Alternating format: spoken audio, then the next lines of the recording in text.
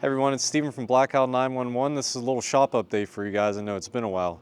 Behind me here we have a little bit of an older ambulance from one of our local companies around here. They needed a cradle point installed. Cradle point will give you your internet access for whenever you're on the road.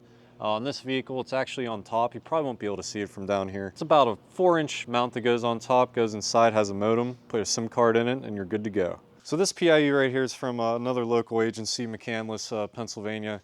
And this is one of their older vehicles that is actually getting a tear down, and we're going to be trying to use as much out of it as we can for a new vehicle that they're getting.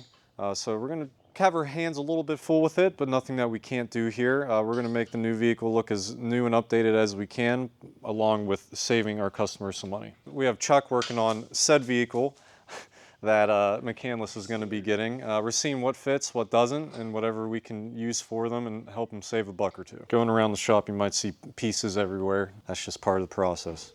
And here's going to be another vehicle for the said police department. This build's going to be exactly like our builds that we've done for them in the past. This one's not going to have anything old put into it. This will have everything new.